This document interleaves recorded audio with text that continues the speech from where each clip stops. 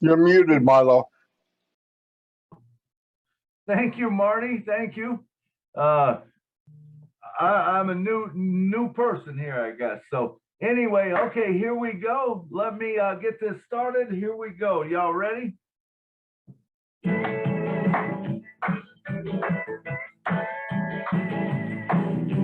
ONPASSIVE Milo Joe is here today.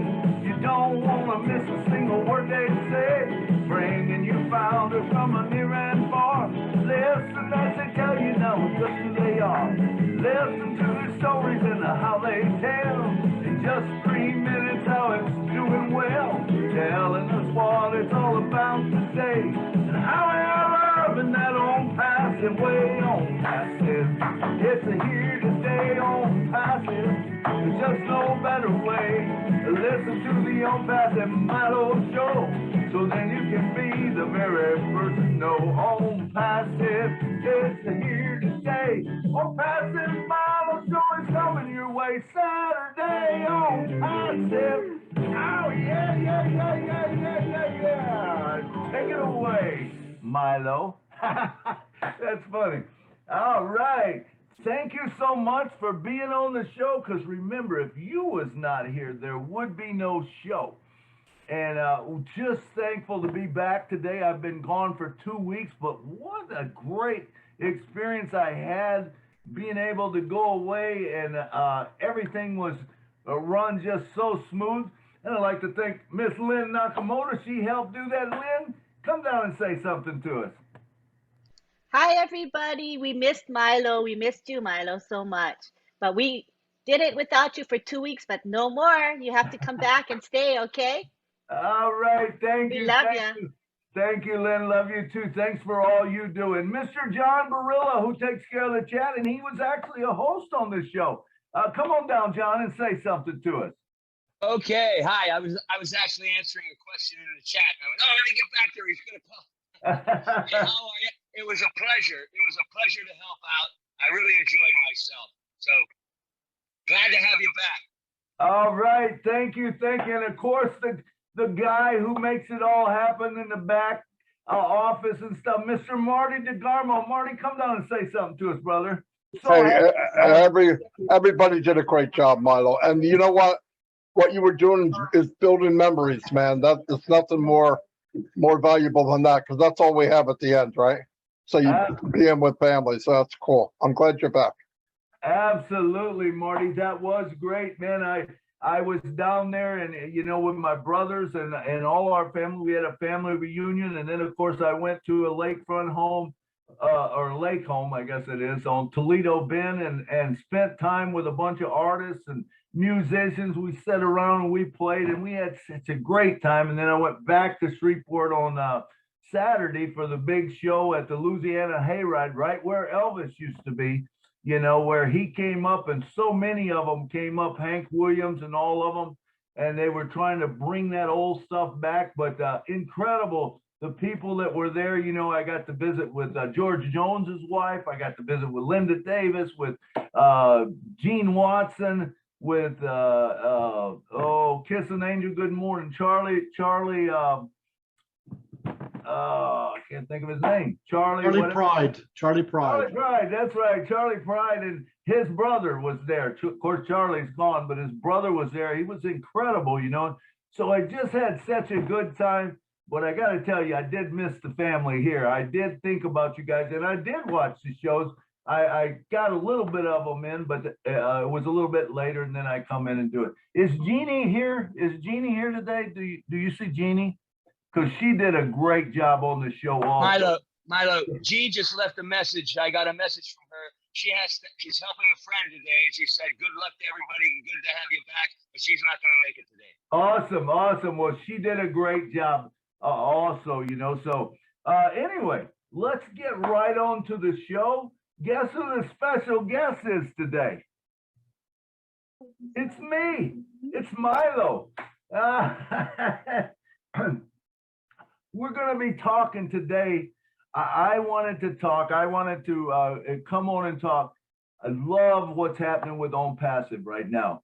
But I know that, and we've been saying it for a long time on this show. Hey, what are you going to do with your apples?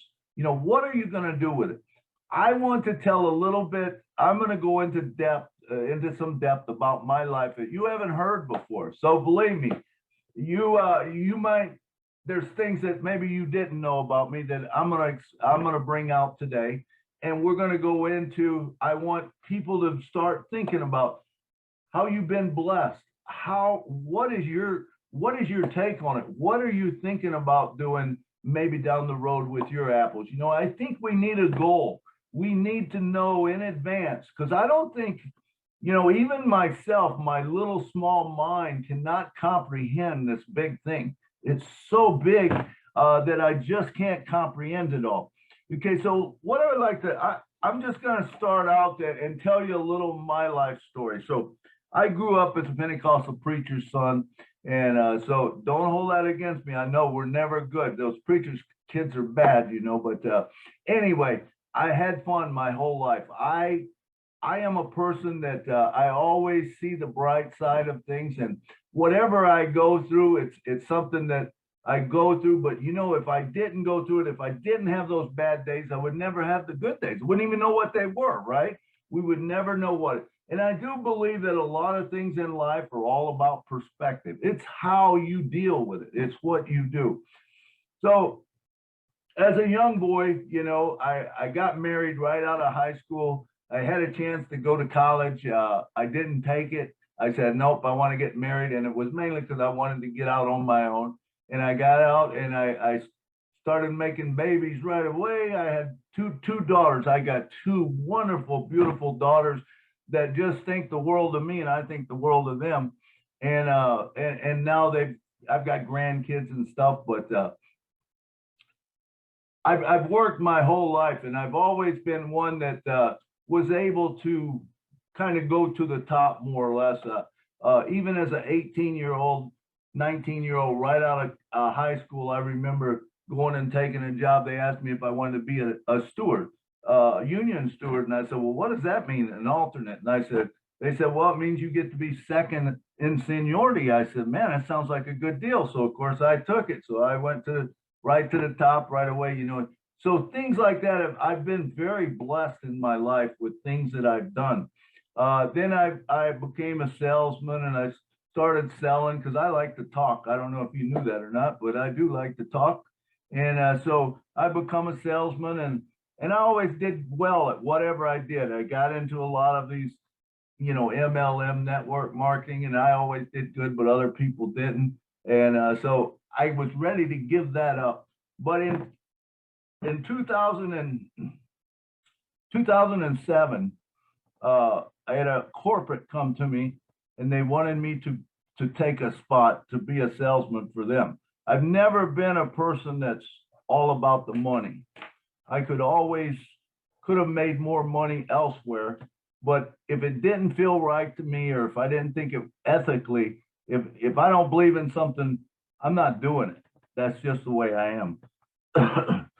So in 2007, they wanted me to take this job. And at the time I was considered, they called me Mr. Glenlord, you know, because I'd been at this job selling building products to these large homes on the lakefront home. Well, I had my people, my builders that would only buy from me. And this company really wanted into that market, but they couldn't get there because Milo was there. So they come to me and wanted me to go. And at the time, you know, things were starting to deteriorate a little at the other company. So I ended up going with them. That was in October of 2007. My world, I was on top of the world. I had a beautiful brand new home, 35,000 or 3,500 square foot home. The basement, I had a big room in it that I could put 60 people in. I had a stage down there with microphones, 2 pianos, and we were having the time of our life. My first grandson was born, and shortly after that, I was getting ready to head to Orlando, Florida for a building conference. First time with this new company, I had 13 builders that was going with me to the International Building Conference. the CEO was going to be there. My wife, who had never been sick a day in her life, never. I mean, and that, you know, she just, if she took an aspirin, I bet she didn't take more than 5 or 6. She never was on no pills, nothing. She exercised every day. She was in great shape, you know, and she would talk to me about the way I ate sometimes, but she wasn't too bad about that. But anyway, 2008, February 13th of 2008, I remember going into she said that the doctor wanted to see her, you know, and we were headed out on the 14th. We were supposed to fly to Orlando for this big meeting. And so I remember going into the doctor's office, and it was an oncologist. I said, why do they got to have an oncologist see? You know, well, I don't know. And I was in my world, and I wasn't really, I don't know if I was really connected as much as I should have been. And the girls wanted to go with us. I said, why did they got to go? She said, I don't know. She said, just let them go, you know. And she was always the one that was just really sweet about everything, and I was high strung. Remember walking into the doctor's office, and he walked in, and he said, well, he said, Peggy, he says, I'm glad to see you have a good support system here. He said, because he says, you might need it. He said, depending how this test goes, your white blood cells are way low, and it's possible that it's just something with the test. But if not, we're going to have to do something quickly. You know, and I'm thinking, oh, okay, well, whatever, you know. And so he did the test. They pulled the test out. I'll never forget. And I hope none of you, honestly, if you've been through it, I hope none of you ever have to go through it. I remember sitting in that room and that doctor coming in, and he walked in very slowly, and he closed that door behind him, and that door was just like a big door, and it shut, you know. And he said, Peggy, he says, I'm sorry to tell you, but he says, you have cancer, leukemia. Now, at first, my first reaction was, yeah, okay, so well, we'll get a second opinion or whatever. And so I told the doctor this, and he says, well, he said, Mr. Davis, he said, I don't think you understand. He said, this is acute leukemia. And he says, you don't have time. And I said, well, we're going to Florida, and when we get back. And then he said something that just hit me right between the eyes. He says, if you take her to Florida, he said, I don't think you'll be coming back with her. And I said, what do you mean? And so then he told me, our lives that day changed. Honestly, that was the, you know, there was nothing I could do. For the first time in my life, I think, there was not a thing I could do, because I was always one that I either had the money or I knew someone who knew how to change things. I could get situations done. But at that point, you know what? There was nothing I could do. It was all about health at that point, you know. And so he told me, he says, you have to go to the, I'm trying to watch my time here. You got to go to the hospital up in Chicago, you know. And so we ended up going up the next day. I didn't sleep at all that night. I was watching Jimmy Swaggart on TV, or no, it was Gaithers on TV, and a song came on that said, "Hold Me While I Cry." And I says, man, how did that get on the TV? That's just what I need. And it was this most beautiful song that I'd ever heard, you know. And I'm into Southern gospel music, and I've never heard this song. And I says, how can this be that I don't even know what it is? So I said, I'm sure it's a brand new song. It's never been played before. So I grabbed my computer. I jumped on my computer. I looked it up. You know, it had been out for like 4 or 5 years, and I had never heard that song till that moment that I needed it. I'll tell you what, I played that song for like 6 or 8 hours. I did not go to sleep that night. All I did was play "Hold Me While I Cry," because it was such a beautiful song, and it meant so much to me at that time. I remember getting ready to go. We had to go to Chicago the next day. I started the car. I locked my keys in the car. It was cold out. And so I had to call and get a key made, and I'm just really frustrated about all this stuff. And I'm thinking, man, my wife's got cancer. And I remember going up down the road, and it was not nice that day. And I'm looking over at people, and I'm thinking, you know, they were smiling, and I'm thinking to myself, man, my wife's got cancer. I remember walking into the hospital, that long hospital hall, and people would smile and laugh at me or whatever. And I'm thinking, man, my wife's got cancer. You don't know it, but my wife's got cancer, you know. And we walked into the big room where the cancer people were. It was all cancer people in there. And I seen people with hats on, people with, you know, no hair, and they're laughing and they're talking. And I'm thinking, man, if you guys only knew, my wife's got cancer. Bam, something hit me upside the head and says, guess what, dummy? All these people do too. You know, and it changed my life. It's almost like a community. I'm telling you, when you deal with cancer and stuff, there was a quote that I read once that says, if it wasn't for the bad side of cancer, everybody should experience it. And you know, it's so true, because right now, I'll tell you what, if you can breathe, you can go like that, you can breathe, and you're living and you're healthy, you should be the happiest person in the world, because there is nothing better than health. Health is better than wealth. Health is, you know, you just can't replace it.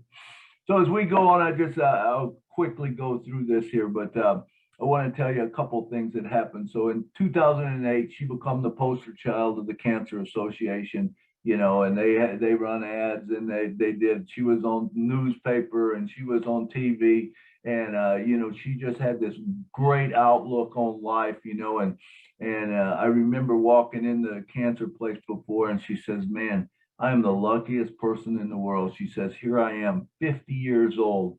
And she said, look at that girl over there. I bet she's not 30, and I bet she's got kids at home. She said, my kids are grown. She says, I am so lucky that this didn't hit me. So everything to her was so positive about it. And you know, I remember, so that was in 2008.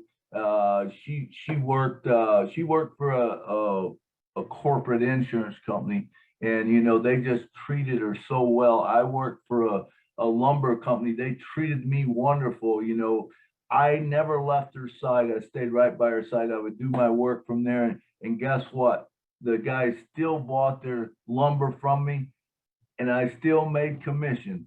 And this is a beautiful thing about ONPASSIVE. You know, when you get into it and you realize that, hey, once you start making those commissions every month that they buy something, it's yours, you know, and it's a beautiful thing. And so moving forward to, she got a little bit better, you know, and she got feeling better. She actually went back to work because she loved her job. They made special provisions for her that if she couldn't do it all day, she had a place to sit down, lay down, or whatever. And they just wanted her there because she was such a bright outlook. In 2010, we went back to the doctor, and I'll never forget this. He said, Peggy, he said, the cancer's back.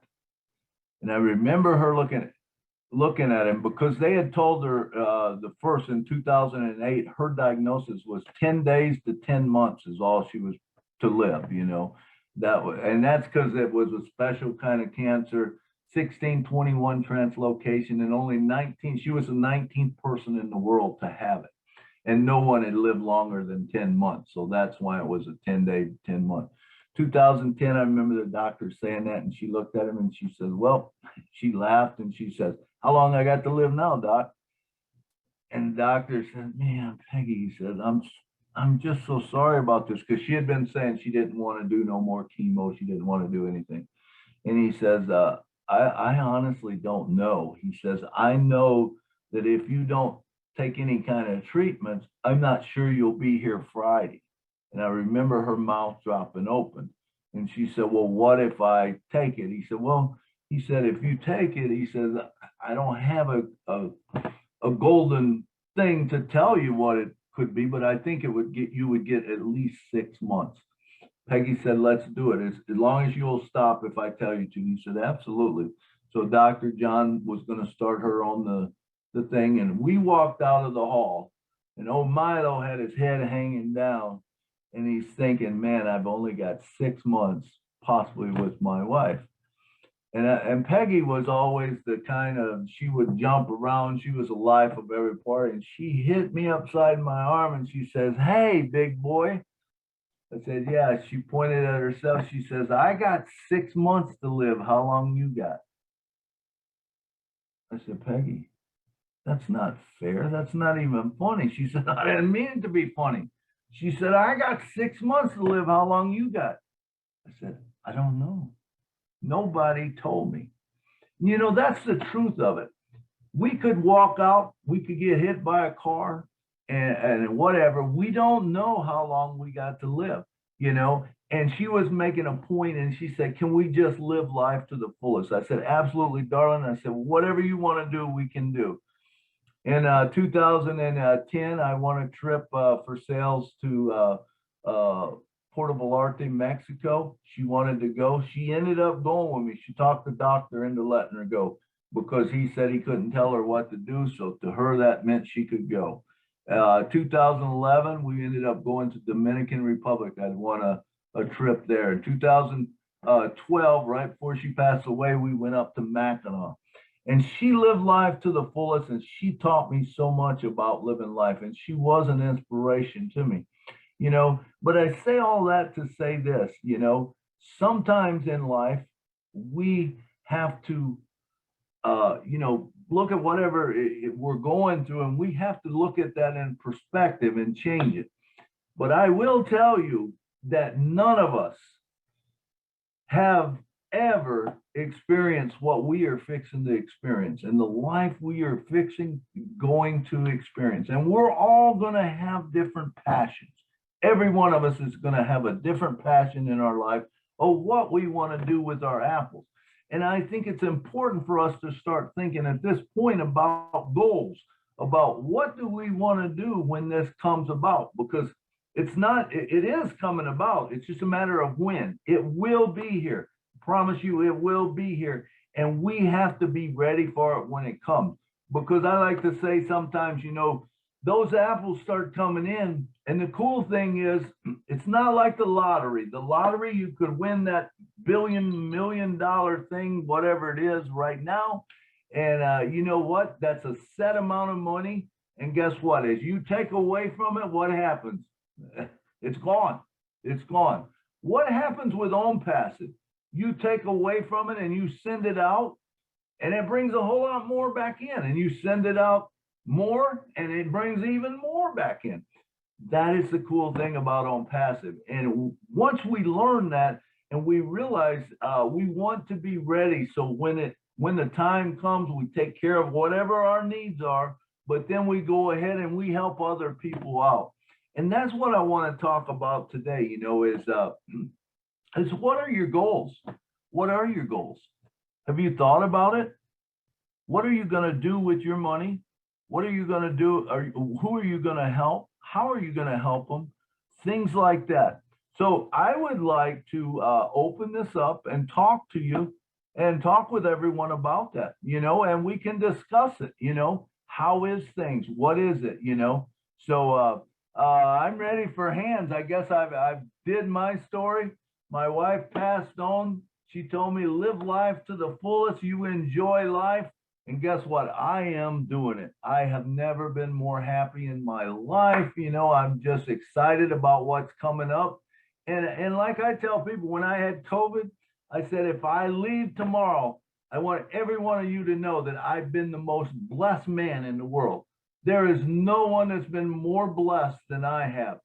The people I know, and even this ONPASSIVE family. I mean, I look at the ONPASSIVE family and I think, man, I got thousands and thousands of people around the world that I know and that I've been blessed to know. And when I can sit down and talk with people, I'm just excited. If my daughters are in town and I get to sing with them, I'm excited as this can be, you know. It's just all about, you know, living and loving life. All right, I see a hand up. Miriam, come on down. Hi, how's everybody doing? Good. Okay, what I want to do to help people is I want it to be practical as far as I'm concerned. Right now, gas is high. It's hard to get food because of the prices. So one of my ideas is to get gas cards. Um, give out gas cards to help. Get Walmart cards to help people with groceries, or if they need to get clothes for their kids, they need to get shoes, whatever they need to do. Those are the kind of things I want to help with. My husband, who passed away in 2020, Mark wore a prosthetic. It got to where things get expensive. Not everybody has insurance. Um, things like this to help people that can't afford to get the things that they need. Those are the kind of things that I want to do. The Go to the companies where you get the prosthetics, where you get those pieces, and maybe donate so much money so when somebody comes in and they need something, but they don't have Medicare or Medicaid or private insurance, that they'll have a fund that the person can still get the help they need. People can get the groceries or the clothes they need for their family. They can get groceries without having to worry that the prices are too high. They have gas cards to where they can get gas and know that there's somebody out there that cares about them. And it's giving people hope, kind of like what I said last night. It's giving people hope and letting them know that we care. They have to know that we care. And that's what's important to me. Absolutely, that's beautiful, Miriam. And let me just let me bring up something here that maybe you haven't thought about. But when you talk about the prosthetics and different people, different funds and different things like that, have you thought about maybe setting up a say if you've got a place, you start you put money into a spot for them, and then that grows. And as people take out, you keep adding to it, and they maybe will then add to that. They could buy a spot underneath that prosthetic help, or anyone that wants to do that. And all of a sudden, it becomes a big fund that people will be able to take out of it, and it will support them. And the thing about it is a lot of these people, like I know with cancer, and I'm going to do this with cancer, is when you have cancer, people don't realize what you go through as a person, how you go through, and maybe you have to decide between making the house mortgage this month or buying the medicines you need. Nobody should have to make that decision. So what if my thing is anyone going through cancer, I'm going to have a fund that I buy them a spot, and then that's going to continually pay them over the month after month after month, or day after day even, which will relieve a lot of that pressure off of that person. Something to think about. But I love your heart. I love what you're doing. It's going to be a good thing. And the same way with the groceries and funds and stuff. If you happen to be out and you see someone that looks like that they might need it, or someone that needs it, buy them a spot, and all of a sudden, they start making it. So we can give them a fish, which is money. We can give them a fish, but we can teach them to fish by giving them that thing. And the truth of it is once you buy just one little small part, say if you bought ONET, say if they bought the ONET, well, they're watching their wallet and they're getting money off ONET, but all of a sudden, they got $800 in here for Academy, but it costs $80. It's a pretty easy decision to take $80 and put it in so you get the 800 out. You know what I'm saying? So all of these things are beautiful things, that we're going to be able to do. But I love your heart and how you want to help people. And I think that's a true ONPASSIVEian, is we're not about the money. It's all about helping other people, I believe. So I love your heart. Thank you, Miriam, for coming down. Let me see. We got Mr. Tony Monk from Canada. Come on down, brother. Hi, Milo. That was an amazing story that you told us. Wow, very heartfelt story. I had a tear in my eye. But now you've got your family, you've got your daughters all singing with you. Your wife is up there looking down, smiling, and saying, "Right on, Milo. You're living your life to the fullest," which is the way it should be, right? Yeah, it's amazing. ONPASSIVE is amazing. It's going to give us the resources financially and everything we need to make a big difference in the world, a big, huge difference in the world. One of the things I'm going to do with my with the apples that come in to begin with, I found out 3 years ago that I had a daughter. I didn't know I had a daughter. This daughter of mine has 6 kids of her own. Right, so I've got 6 grandkids. 17, I think the oldest is 17 years old, so it ages me. But that's one of the first things I'm going to do is have a family reunion. Like Ash said, look after yourself first. Make sure that everything's taken care of personally, and then you can help on a much grander scale. And I'm really looking forward to helping a lot of places like rural places in the world that need water and schools and just the basic needs that we all take for granted. You know what I'm saying, Milo? So those things are very important as far as I'm concerned. I had a friend of mine who also passed away in 2016. It was my best friend that died of cancer. It's a horrible thing to go through. If you've never been through it, to see it, I don't wish that on my worst enemy. It's not a pretty sight, believe me. And he was a very wonderful person with a beautiful heart, and he always cheered me on in everything I did in life. And we talked about my daughter back then, that I had a daughter, but I wasn't quite sure for sure, 100%. But he was like, well, you know what, Tony, if you do, I'm going to come and support you as well. Unfortunately, he's not going to be able to, but he will be able to on a spiritual level. And I know that for a fact because I believe in that. So yeah, all kudos to you, Milo. It's great to see you. You look fantastic, my friend. It's good to have you back after 2 weeks. Thank you, Milo. Back to you. Thank you, Tony. Thank you very much. Yeah, it is. The things we're going to be able to do is amazing, and family first, and taking care of what you need. But after that, we've got a big world out there that needs us, and whatever it is, whatever your passion is, that's what we want to talk about today, because I love talking with people about their different passions.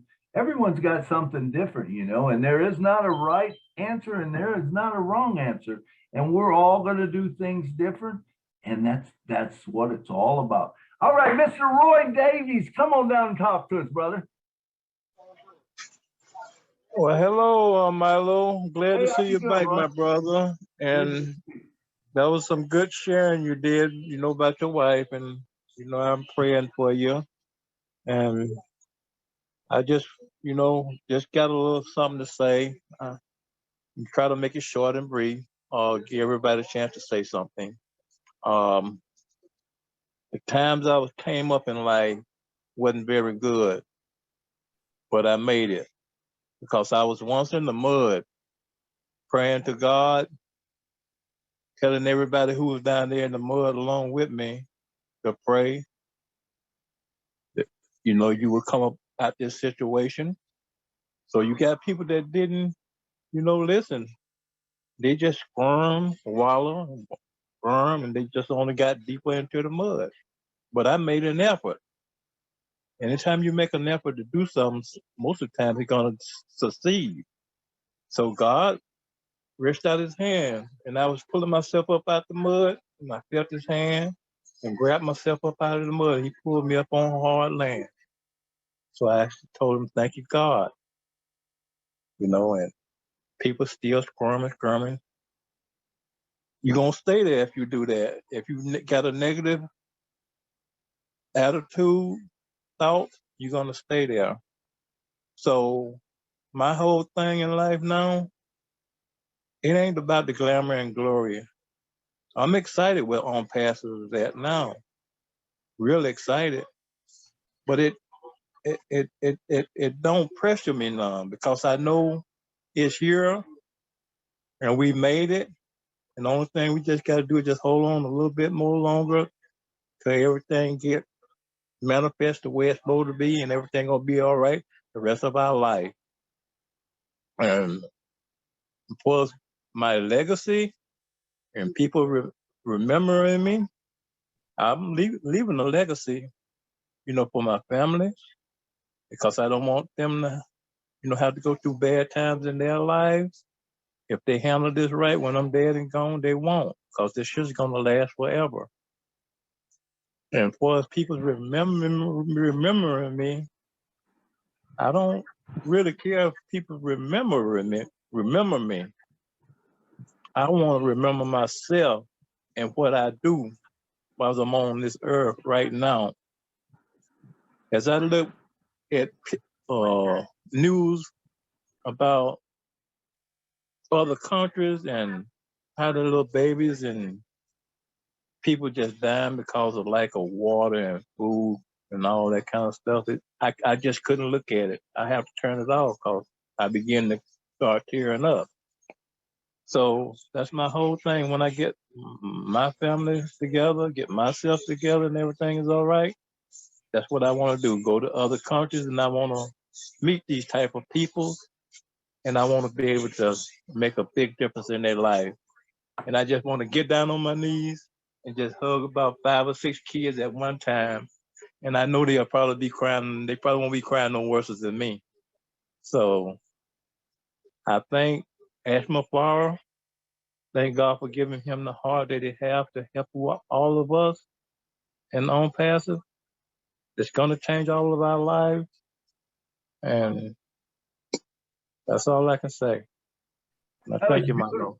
That was beautiful, Roy. I love your heart, man. I love it. And it is so true, exactly what you said. I want to expound on some of that a little bit. We can stay where we're at if we want to. But remember, life is all about perspective, I believe. In other words, I remember seeing a post once and I loved it. It was a meme. And it had a picture of, you guys might have seen it before. It had a log going out into kind of like a bay, and there was a little bit of a part in there, of a bay type thing that was away from the water. And there was 12 seagulls sitting on that pole, and 11 of them was facing out to the open water where it was real rough and choppy and everything. And one was turned and he was looking into the bay where it was just all nice and smooth because the tree was blocking those waves from coming in or whatever. And the post above it said, life is all about perspective. And it's so true. It's how you see things. How do you want to see things? You can take the worst situation and you can change it by perspective, knowing that, it could be worse. In other words, yes, you got something go wrong in your life right now, you look at it and say, you know what? I don't have cancer. I don't have this. I can breathe. And all of a sudden it makes you feel better. Or you can stay in the mud, like you said, and wallow around in it. But that's not what it's all about. And I love the part you said about the dash. In fact, I was going to talk about the dash. It's a good time to talk about it right now. It's all about the dash. It really is. I mean, you have a birthday and you have an end date. But what you do in between at that dash, that's what's important. That's what's important. So when I think of my wife, Peggy, she was born on September 19th, 1957, and she died on October 12th, 2012. But in between there, I can tell you she affected so many people's lives because I hear of them even now. I remember walking in to the president of the owner of the corporation that she used to work for on Christmas right after she had passed away. I went to see all the girls and stuff there. And so I walked in and Mr. Lang said, come on in. And it was this, it's a magnificent office. They had these huge doors, this big fluffy furniture. And he said, close the door. I closed the door and I sat down. And he was about 90 years old at the time.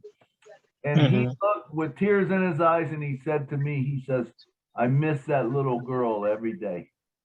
And I said, well, that's 2 of us.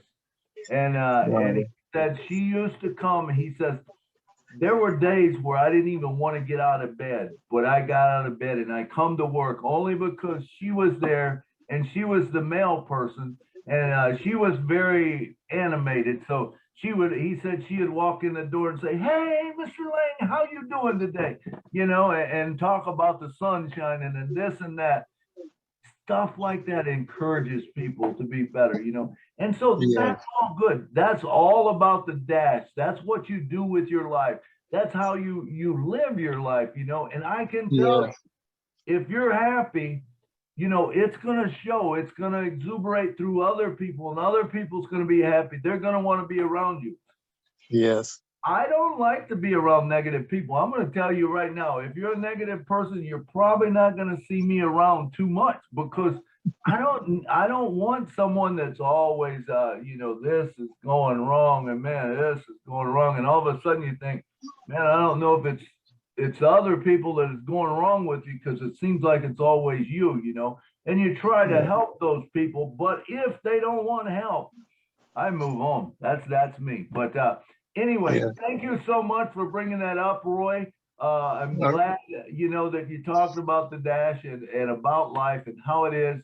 And we are in a credible moment in our lives. I'm telling you right now, I don't think any of us know how big this is, and where it's going to be. But we need to start putting a goal together. We need to start thinking, okay, what are we going to do with it? You know, how Yes. are we going to do it? All of that's important to us, and it's going to make. We're going to have a wonderful life. We're going to have, you know, I'm But you just know, all excited. I don't even have words to say. yeah, but you know what, Milo, before Go I ahead, go, Roy. when someone or something happens that makes a big impact on humanity, that's going to be remembered for decades. Absolutely. You know, some people might not think of it, don't take it as nothing, but it's going to be a lot of people going to remember it. You know, like Ashma Farah. They're going to remember Ashma Farah for decades and decades and decades. And what you do on other humanity life, a big impact on their life, they're going to remember it. So that's all I have to say. Absolutely. That is so true, you know, and I'm sure all of you seen the video with Steve Jobs, and you know about him on his deathbed. And this should wake some people up, you know. Steve Jobs said on his deathbed, he says, you know, he said, I wish I would have been better. He said, I wish I would have been nicer to my employees. I wish I would have treated my employees better. I wish I would have treated humans better. The whole thing. He says, you know, here I am. I'm laying here, and I've got this terrible disease, and I've got all of this money, but I have no one that I can pay to take it. That's a big statement right there. That should wake us all up, because I'm telling you, all of us are going to have a whole lot of money, and we can be greedy with it. You know, we can keep it all if we want to ourselves. You know, that it's our right if we want to do that. Personally, that's not what I want to do. I want to give mine out. I want to help humanity. I think this is the most beautiful thing in the world, that I've always wanted to do it, but I never had the resources to do it. Now, I remember me and Peggy, some of our I don't want to say fights, but some of our things was, she grew up very, very poor, and so when we did very well, she would give to anybody. Anything that she had, she would give. And I would say, Peg, it's okay. I love to give, but you have to have something in the funnel. I says, it's got to be coming in before you can push it out. A story I like to tell about her was she would always go out rummage selling. That was her big thing. She loved to go out and buy whatever for different people. And she never bought for herself. She bought for everyone else. And she'd have them come over and give them these things and clothes and shoes and everything. But one day, her and her sister had went, and her sister would always laugh when she'd come back because I'd be downstairs working. I was downstairs working this Saturday, and she comes back. She says, hey, come here. You got to see what I bought. I said, Peg, I'm busy. She said, come here. You got to see what I bought. I said, all right. So I go up there, and she's jumping around like she always did. She said, come on. And her sister's just laughing her butt off. And we had this little car. It was, she had a little sports car. I think it was, I don't even remember what it was, a Sunburst, or maybe it was a Mazda or whatever. But anyway, she had went out, and so we go out, and her sister's just laughing because she knows what it is. It had dark tinted glasses. So we went out, and she opens the trunk. I've never seen so many pairs of shoes in my life. That trunk was filled with brand new shoes. I mean, there was sandals that were size 3. There were boots that were size 12. I'm looking at this and I go, Peggy, what are you thinking? She said, what? I said, who are these for? She says, I don't know, but I'll find someone. And I'm like, oh man. Yeah, she has a heart. She bought the whole store out. It was Elder Bierman was going out business or something. She bought every one of the pair of shoes because they were 90% off. Not only was the trunk filled, I didn't know it at the time, but the whole back seat was full of shoes too. You know, and she gave every one of them up, but she would always bring that thing and she'd go, look how much I saved, you know, and they always would circle it in red. She'd say, look how much I saved. I said, Peg, I told her one time, I said, Peg, I tell you what, you keep saving us all that money, we're going to go broke, you know, and I'd laugh about it. But she was just a good person and good-hearted like that, you know, and, you know, so, I mean, that's life, you know, that's what it's all about. And now, you know, I'll be able to do stuff like that. I wish she was around to enjoy it because I know she would love it. She'd be out, you know, she wouldn't have any limits, you know. Ash says there's no limits to it. So, but anyway, she's still there with my daughters and all that. One of my daughters is just like her. So anyway, next up, we got Miss Amy Radecki all the way from South Haven, Michigan. Come on down, girl, and talk to us. Hey, Milo. Hey, everyone. Thanks for the opportunity. I appreciate you guys. So I'm not going to really say anything new from what all you have already said. But I do have a son that went to heaven, and he did die from leukemia. And so I have a special place in my heart for little children and parents that are going through an illness. And not all of them pass away, but mine did. And so my heart is to help other parents that have little children that are going through whatever kind of cancer there is. So I don't want to lose myself here, but there are so many things that we're going to be able to do. Like you said, Milo, the sky's the limit. Ash said that. He said, make a list and make it again because it's not big enough. So I'm looking forward to be helping my own family. We have 8 kids and 5 grandkids and be able to set them all up. But I definitely want to help people that have children with cancer. And there's so many other things, but I'll let it go for there. Thanks, guys. Absolutely, Amy. That is a beautiful heart. And when you watch people go through cancer with children, and I remember when Peggy was going through, there was a little boy in St. Joe that he didn't have leukemia, but it was some form of cancer. And to watch him deteriorate in the family, you know, I don't care where you are. Cancer is no respecter of person. I don't care if you got a lot of money, you don't have any money. It doesn't matter.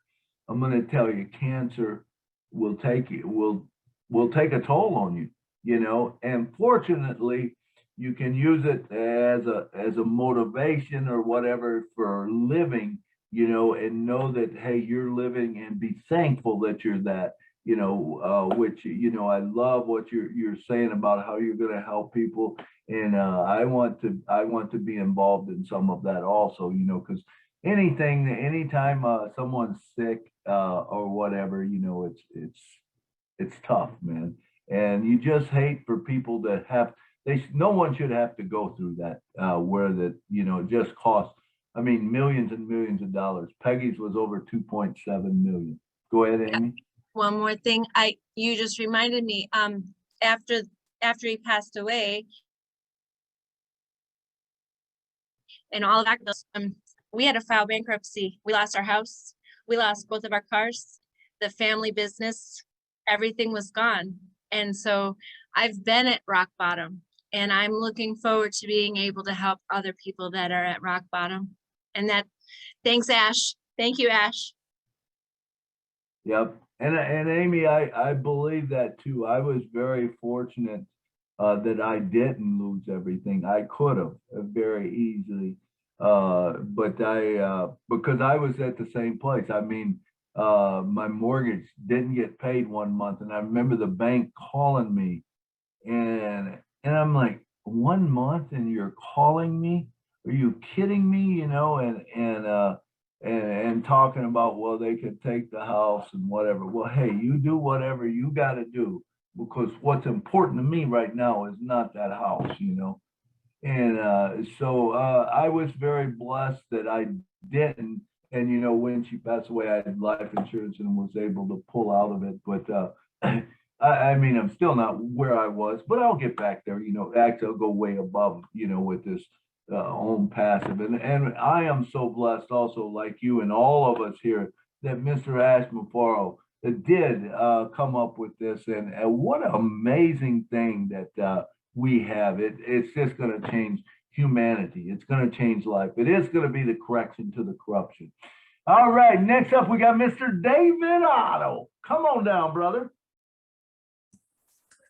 Hello, how's everybody today? Good. How you doing, David? Great. When you brought up the subject of cancer, I've got a really good friend, and I got him to register. Unfortunately, he can't come up with the entrance fee. It's like Canadian, and I can't do it. But he's got cancer. He's got a family of 8 kids. He's working, and sometimes he missed work. And last time they read him the Riot Act, where before they told him like, oh, no problem if you need time off, this and that. But you know, he's going through a really rough patch, and he's pending right now. So if I believe I can still like get him in if I can get the funds to pay it. So like, I mean, I had cancer.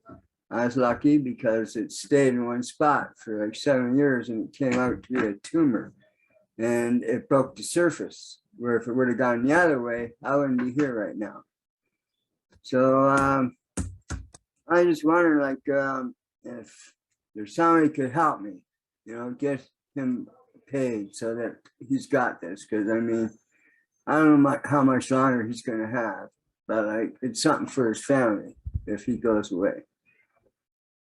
So. Right, Dave. Dave, one thing about it, remember the founders are all done now, basically, other than pending founders. But if you get him in right before, which is going to be very inexpensive for all of us to do, you know, when your apples start coming in from day one or whatever, you know, you don't need that much to get him in. And if by chance you don't have it, man, get a hold of me. You know, once it launches, I'm strapped out right now, so I wouldn't be able to help you at all. But I plan on helping all kinds of cancer patients later. So if you start a fund for him or something, let me know. I'll put a spot under. Okay, so even though he registered before it closed, it means that there's still a chance he could get in, or no? If you is he a pending founder? Yes. If he's a pending founder, he can. If he can come up with the money, you know, he can. But what I'm saying, if he doesn't, that's not a lost cause, because all I would say is that time when it, you know, we get the products and we're able to give out the free products to people, And then I think, I don't know exactly how it's going to work, but say if it's maybe a reseller, he could come on as a reseller, but it's important. Well, I mean, whenever he gets in is fine, but whoever gets in before that initial rush, or if you get in on day one, you know, you're going to be way ahead of the masses. And so you're going to do very well. Okay, thanks a lot. That helps. Yeah, All right. for sure. Thank All you. right. Let's see. Do we have anyone else? Man, I can't believe there's no one else. No hands up. Come on, y'all. I'm looking for hand. There we go. All right, Listra. Man, we have a bunch of Canadians on here. I think the last 4 or 5 people were Canadians. All right, Listra, come on down and talk to us, girl. Hello, I don't know if I should. After listening to your story, it's so close to mine. I lost my husband the same way. And it was a long, painful, sad journey. And yeah, you know, after a while, the pain leaves you, but you don't forget. I don't know how you feel, but I know you don't forget. It's as though it happened just yesterday. And I was left with 2 young boys. And that was very hard. But I had family who were there to help me, which was, oh, amazing. You know, that was so amazing. And also, the church I was in then, oh, the members were incredible. They came home to see me. They brought meals. They brought cash. They were just amazing. So when I was able to return, I gave everything I could to that church. I helped wherever I could, in the Sunday school, the children's groups, in the kitchen if they needed help. I mean, I was so blessed by them that I wanted to bless them in return, you know, and that felt good. So to this day, I give to Cancer Research monthly. It makes me feel good. I know it's an ongoing thing, and it's not really moving the way we would like to see it move, you know, to find some resolution to this terrible disease. But I feel good that I can help someone, because I know a lot of people, I read the stories that's sent to me afterwards. Some people do recover, and I take solace in that. At least it's helping some, you know? So yeah, so I will keep on helping where I can, because I was blessed by a lot. Anyway, I just wanted to say that. I can't say any more right now. Thank you all. Thank you, Listra. Thank you, Listra. I understand what you say, and you know, I was in the same way. I was blessed so much, even though my wife was very inspirational to the whole thing. I mean, I hate to say this, but there was times that she lifted me up when I should have been lifting her up. You know, she was the one sick, and sometimes I was the one complaining about it. You know, she never complained once. But we also had a church family that they brought meals, they brought things. I got to tell this one little story. I remember one month, it was tough, and I remember pulling up to the drugstore and to get her medicine, and it was one of the only medicines they were going to try. They had tried everything else, and I had great insurance. I mean, I had the best insurance you can have. And I pulled up there and I got the thing of medicine, and they gave it to me, and they said it's $800 and something, $832. And I go, no, I said, I got insurance. And I'll never forget the look on the girl's face. She says, I know. She said, but that's the copay. I go, are you serious? Yeah, that's the copay. Now, there was people that I know could have never made that happen. I made it happen, but I didn't have money for the mortgage that next day. But I'll never forget. I never told anyone even this story. So one of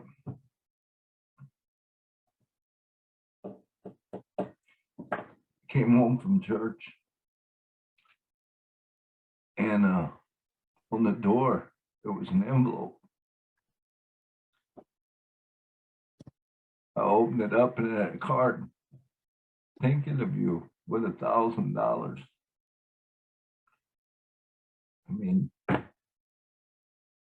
so was I blessed? I was so blessed. I was so blessed. I know there's people that, you know, that doesn't happen to, but it happens to me, you know, and I'm just the most incredibly blessed. And people have said, you know, it's too bad you had to go 5 years with your wife with this cancer. And I'm like, no, you don't understand. That was the most 5 incredible years of my life. Yes, exactly. That woman inspired me, you know, to unbelievable things, Lisa. And you know, yes, we had to go through that, but oh my God, the memories that it made, you know, and I just, my heart breaks for you that you had to go through it with young children. When I did it, you know, I had grandchildren. The grandchildren back then, that was back when, what are you, FaceTime and stuff. I don't even know what FaceTime was about. There was something else, Skype. And we set up Skype in her room. And every morning, those little grandchildren, I think they were 6 and 4 years old, would get on the video and they would say, "You are my sunshine," to Peggy. And I mean, just made incredible memories, you know. And so I'm just blessed. I get all choked up. Let me move on here. Oh, that's all right. It happens. It happens. You know, this is the thing with me. I had to stop there, but I know what you mean. He was stronger than I was. Yeah. He was stronger than I was. And he told me, he says, I want you to go ahead and live your life. Meet somebody else. Be strong. You know, and you wonder where the strength comes from, but they know where they're going, right? Absolutely. We're here. Absolutely. So yeah, but anyway, my kids are grown up. They have children of their own, and my life is full now, you know, so I'm out to help others. Oh, and it's, Alyssa, I know you probably feel just like me because you know what it's like to go through it. So when you're able to give someone help, it's gonna be incredible. I mean, I can't tell you, that's a huge passion of mine. And the other thing you said was churches. I believe that churches, you know, are an arm that reaches out into community. And I plan on working with churches and helping churches to, you know, because I want churches to be able to help cancer patients. I want churches to be able to help musicians and different people in life. I want them to be able to help foreign missions where they go over someplace else and they maybe sponsor a missionary who then will sponsor all these other people underneath it and grow this thing to a big thing where they can have clean water, they can have shoes, they can have food to eat. Some of them, you know, don't even know anything about, they've never had internet, they don't know anything about a phone, they don't know about banking. All they do is they know that they get out there and they garden or whatever they do, you know. Yeah. It's going to be such a blessing for us to be able to help these people out and to present, you know. And the thing is, like I said, we're changing the world one person at a time. And it started with Ash Mafaro.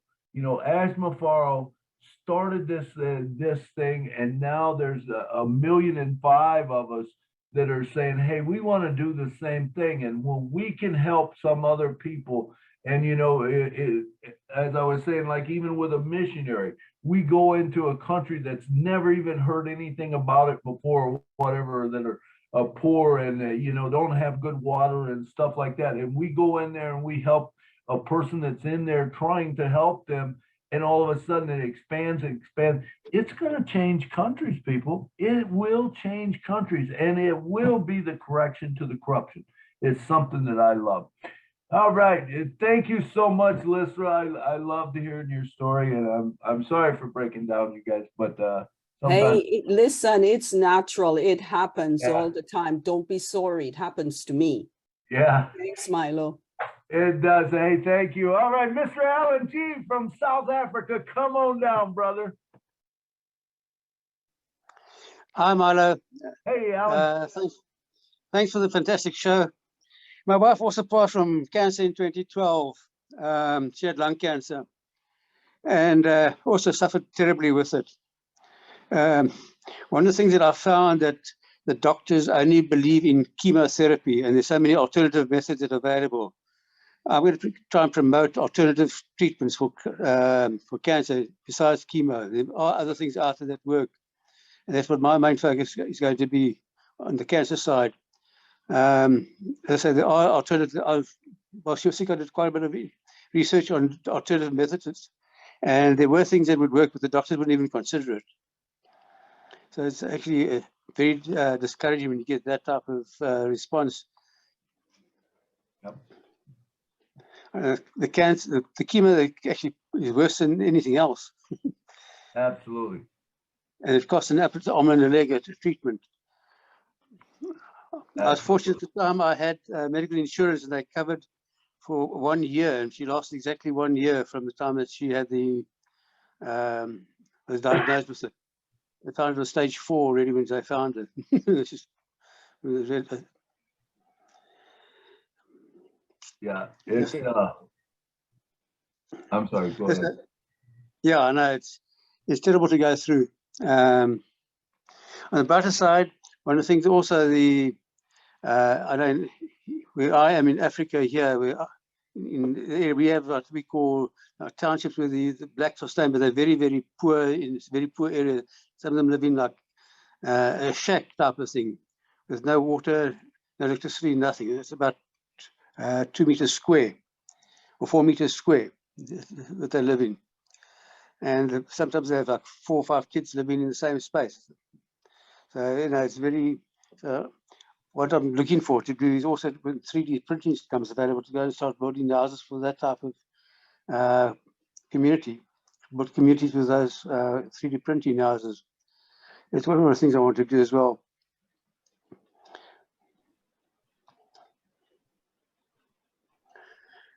Anyway. Yes. Also, one can't change the past. I always say this, one can't change the past, but you can change your attitude on how you deal with the past. So when anything in life, if something bad happens, you say, okay, fine, it's happened, but I can't do anything about what's happened. I can change how I deal with it in the future. So that's another thing that I always say. Change your attitude to what's happened to the past. If you have a grudge with somebody, forgive them, forgive yourself. You give yourself permission to forgive, and let them, you don't have to befriend them, but so it doesn't eat you up.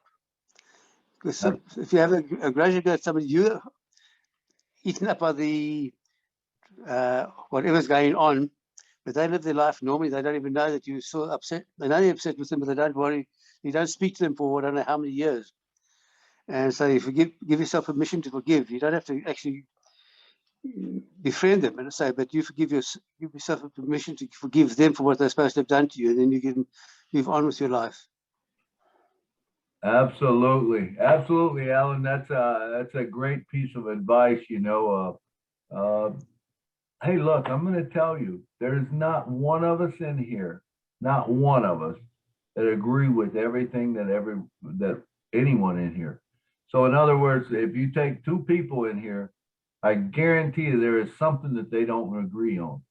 That doesn't matter. It doesn't matter. Why can't we just love people, you know, and get along and, you know, yeah, forgive it. If they say something, hey, you don't have to agree with what they say. You know, it doesn't matter, you know, just try to get along. And I think we will see a change come about in that, because I believe a lot of stuff is all driven over money and greed, you know, and when that becomes, it doesn't matter, you know, you got all you need, they got all they need, whatever, do whatever you want, you know what I'm saying? And we don't have to judge, we don't have to do anything. We just, if we can just go about doing good. The thing about it is, if we could just do one good thing a day, can you imagine? That's 1.5 million good things that would be done every day right now. That will change the world. But guess what? When this thing launches and 1 million are coming in a day, and we're still doing one good thing a day, all of a sudden it becomes 2 million and 3 million and 8 million and 10 million. And all of a sudden, man, it's just all about good and people loving other people. And I think that's where we want to be. Thank you so much, Alan G, for your advice there. That's great. All right, we got next up Mr. Momodu, and I bet you he's working. Indeed, Mr. Milo, good afternoon. Good afternoon. I just entered the building where I start my 3 to 11 shift. But I say, let me say some few words, you know. Thank you very much for what you've been doing for us. You know, my thanks is always goes to Mr. As, because the reason why I've been working hard since I came into this country is because of my family. You know, I was born in Sierra Leone, West Africa, and I came from a large family. I have about 11 siblings, and out of those siblings, they have over 200 kids. And all of them look up to me. So that's why I always work every day, morning and evening. And when I got this opportunity, I know my dream will be realized. And when these apples start coming, those are my first concern. I'll make sure I take care of them, make sure all my siblings had their individual houses, and then make sure the community where I born, I create changes, and then move on to the whole country. So that's why I'm always thankful to Mr. Ash, you know, for giving me this great opportunity. And I also thank you all for enlightening me, organizing these webinars that made me to know more about my opportunity.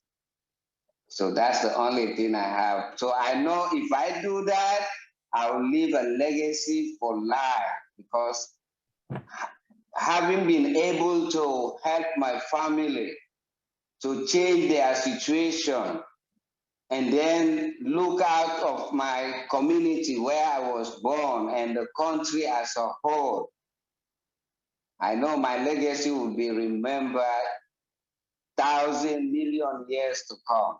So thank you very much. I don't have much to say. I just finished doing my rounds when I came at the back here. And thank you, you called me at the right time. Thank you very much, Mr. Milo. But please don't disappear on us again. You know, Miss Lynn and others have been doing a great job for us. Thank you very much. All right, thank you, Momodu. And yes, you are. You will be your legacy will be a long-lived, and that dash in between. Yes. What you did, what you do for everyone, that is what's going to be remembered. It's not when necessarily when you were born or when you were died. No. There's nothing in between. But if there's something in between that makes a difference in the world, people are going to remember you. That legacy is going to live on. I love it. All right. Thank you so much for coming on, and thank you for coming all the time. Okay, we've got. Thank you very much. Excuse me, Milo. Can I interject? Absolutely. Someone today talked about a family where the dad is very, very ill, So I wondered if that person could raise their hand because we have a good Samaritan that wants to help that specific family privately. So could I have that person raise their hand again before I miss this opportunity and the webinar ends? Okay. It was David Otto. David, was that you? Yeah, David had someone that wanted to. Yes. that was Okay, me. David, do you have my messenger? Do I have you on messenger so we can connect? Someone wants to help that family. Okay. I've got Facebook and Messenger. Okay, okay, I'll look for you. I guess I should be able to find you. Why don't you just direct message me in the chat if you don't mind, a personal message with your phone number, and we'll connect, okay? So I can connect you to the helper. Okay. Thank you so much, Lynn. Thank you, Milo, for your patience. Thank you. Perfect. I love that. That is beautiful. That is beautiful. And that is what this is all about. Thank you, Lynn, for bringing that up. And thank you, David, for bringing it up. And a beautiful thing. Beautiful thing. Okay, let's go now to Abdi. Abdi, come on down and talk to us. Hello, Milo. How are you today? Good. How you doing, Abdi? I'm very well, thank you. Thanks for giving me the opportunity to say something here today. And thank you all the leaders here and the founders and everyone around the world.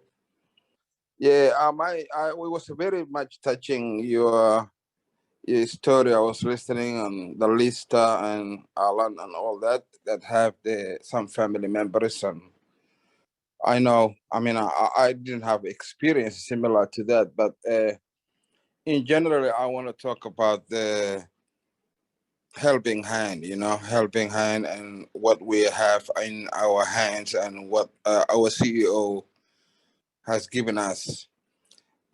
Since I was a young man, I always was the one who was giving. You know how when you are a young man and then you have a group of people, friends together, and I was the one who always, if I have anything, I never know how to hide it. You know how kids had your pocket money sometimes, and then you try to use others. I always see when someone asks me something, like I think in my mind like they know what's in my pocket.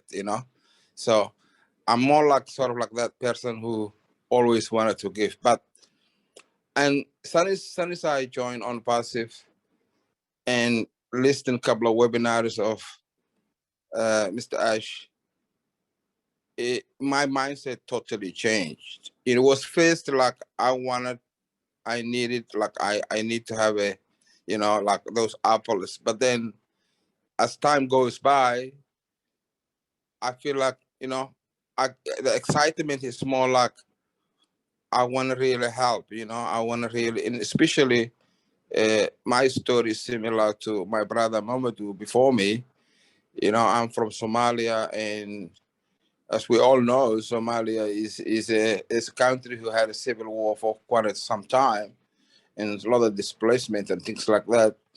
And I don't have a particular subject or ideas to help because there's so many directions for that to help me with my apples. But I created so many accounts so I will be able to look after money, but many sectors. But what we do really have here is amazing. This is something that a mankind has never seen before. And it really, really excites me, like almost every second night or 3 nights, whatever.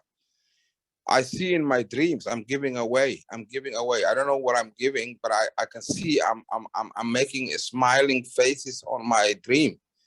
And that reflects exactly what I'm waiting at the moment. I'm looking for, and I said, oh yeah, that must be what's coming. The reason why, I mean, even though the dream itself it's a night dream, it's a sleep dream. So it doesn't actually perfectly explain, but I can see it was someone thanking me and someone saying thank you, and someone was happy. So, and that's exactly what I'm thinking. It's like my excitement is I cannot wait to receive this apple so I can have it. So many people's life changed. And especially in Africa, you don't need so many things to change someone's life. It's like, you know, a family of 4 will be able to basically sustain their livelihood, put the food on the table, maybe even $200 a month. So I would be able to really impact a lot of people with my big apples. I know that, and I'm looking forward to that. And I'm really excited, and I cannot thank enough Mr. Ashmafara and his family for the opportunity that they have given so many people and so many of us, 1.5 million. Imagine how many of us who will be able to distribute for this generosity from our CEO.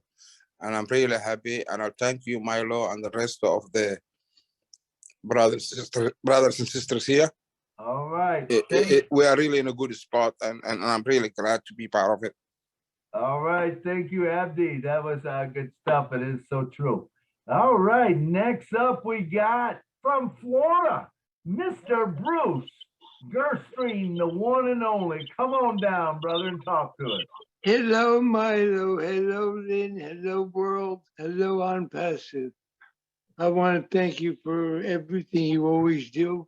And it's amazing how somebody reached out to Dave Otto to help him. You know, I didn't put the background up today because I have this yellow bush behind me. And there's an interesting story behind this bush. 2 years ago, it looked like it was dead, and my gardener said maybe we should take it out. And I said, no, let's prune it because I think there's still life in it. And it's kind of like a good metaphor for ONPASSIVE, because many times people look at there's nothing there, but you have to see inside and say maybe there's something there. And in 2 years, this thing is now overtaking my tree. It's like a big vine growing. Just like ONPASSIVE is a big vine growing around the world. This beautiful yellow bush flower is enfolding my tree. So I think that's a wonderful analogy.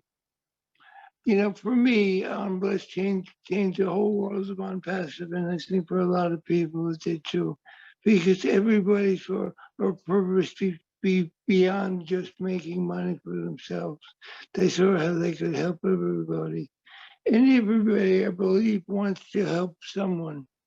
I don't care if it's the farmer, I don't care if it's a little old lady, everybody wants to help someone. And everybody feels wonderful when they help somebody and somebody says thank you. I'm not looking for the thank yous, I'm looking to serve. And the way I serve is the way the God of my understanding wants me to serve. And that's to serve with, just look at the possibility of this flower. The possibility of every human being is the same. And we all have the potential to grow into things that we don't even know or understand. So ONPASSIVE is the great changer of all things in this world. And I'm a proud founder. I'm proud to be here every day. And you know, things that I want to do, I have a brother I love dearly. He's a marine biologist, and he's been shunned a lot in the field because he's a rebel. And he created warning detection devices for all sea mammals. And he has the patents ready to go and things change. And I want to see if I can help him develop a research center for himself. That's for my personal friend, my personal brother. But I have many people. My girlfriend is in Philippines. He got hit with a terrible earthquake, and now they got hit with a typhoon, and they have no money to do anything. And I want to help there. I want to help them with their hospitalizations. I want to help them with their buildings. I want to help them with the water. But I think anywhere people want me to be is where I think I will listen to the God that I have to tell them to direct me to where all the apples fall and where they go, because I'm not in charge. The God of my understanding is in charge of who I help, how much I help. That's all up to a power greater than myself, loving, compassion, and kind. And the biggest thing of all is always be kind, patient, understanding, and never judgmental towards others. Have no opinion on someone else, and no one will have opinions on you. And I feel good about myself. I feel good about Milo. I feel good about everybody here. And let's keep on going to the top, beyond the top, beyond the top, and beyond the top. We're unstoppable. Thank you, Milo. All right. Thank you, Bruce. Thank you, Bruce. That was good stuff. I enjoy listening to your heart about who you want to help, and the beautiful thing, man. And you do want to follow whoever, whatever you should do. That's who you should follow and do. The beautiful thing is we'll all be able to do whatever we want to do, more or less, and we're going to have more chances to help people than we've had before. All right, Mr. David Schweitzer, were you hit with that flood at all, David? I know you're kind of around St. Louis, aren't you? I don't think so. I'm in Kansas. Oh, Kansas. Kansas, man. All right, Kansas. All right. Hey, yeah, I just want to say that I know how what that's like. I had cancer in my family and stuff, but I lost my mom in cancer, and then my brother had cancer, but my brother's still living.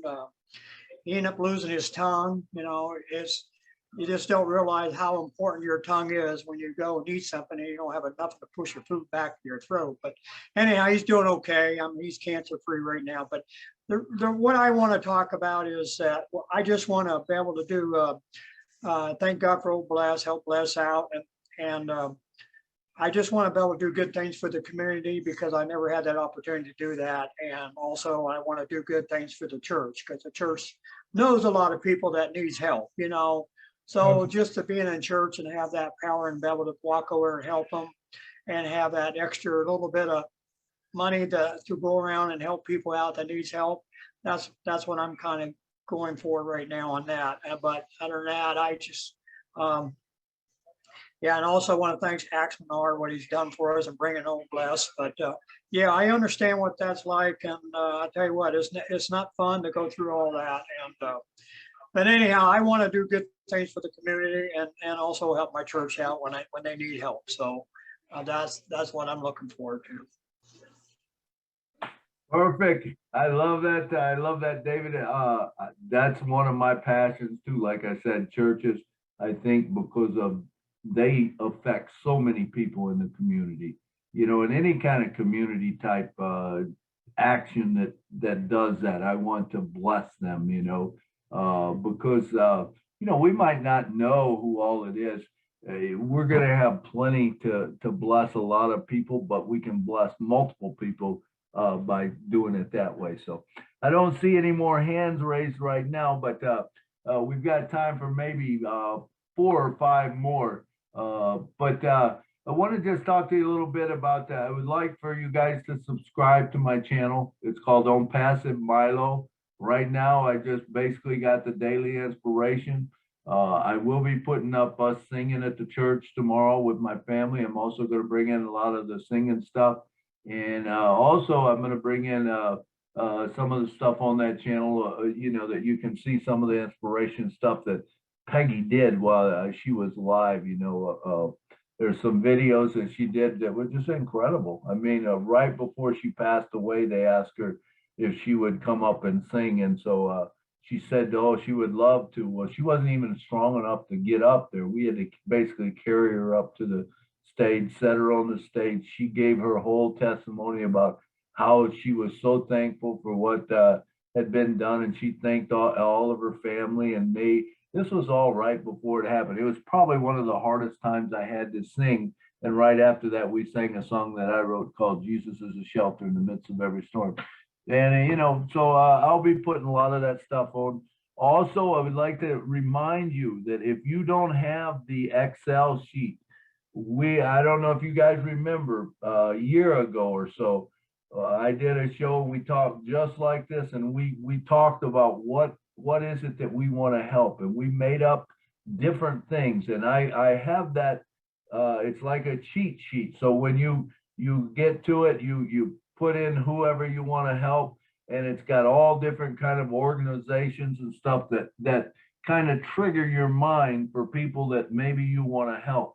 Because I promise you, if you're not thinking ahead right now, it's going to come up on you so fast that you're not going to be able to just come up with all of those names. You're not going to, it's one of those things where if you're working on it and you work, through a sheet or whatever, and you put the names down, then it's easy to go back and say, oh, okay, well, I do want to help St. Jude Hospital. I want to help the Cancer Foundation. I want to help this church. I want to help, this musician. I want to help, whatever it is that you have. We all are passionate about something.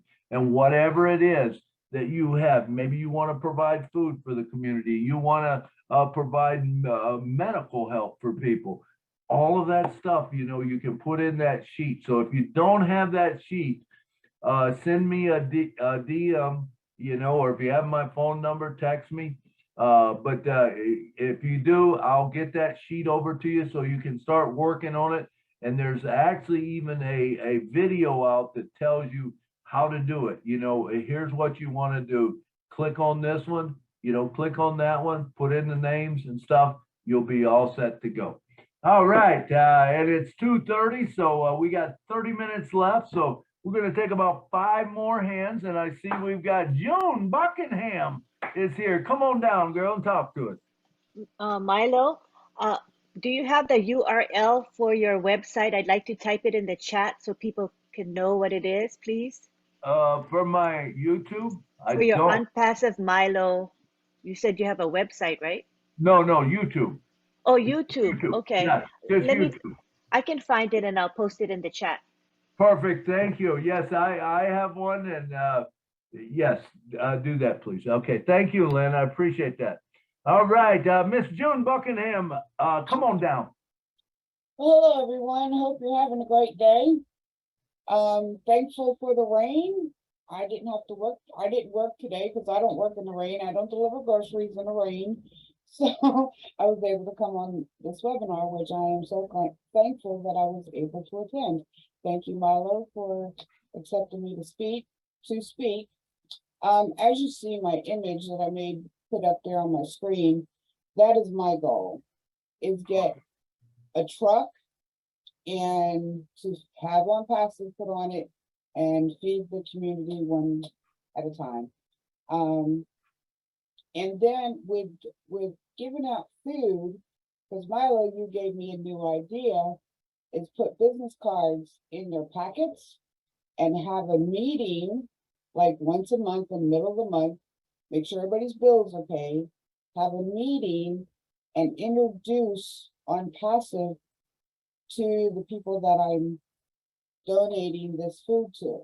But I need somebody to drive the truck because I can't drive one of those big trucks.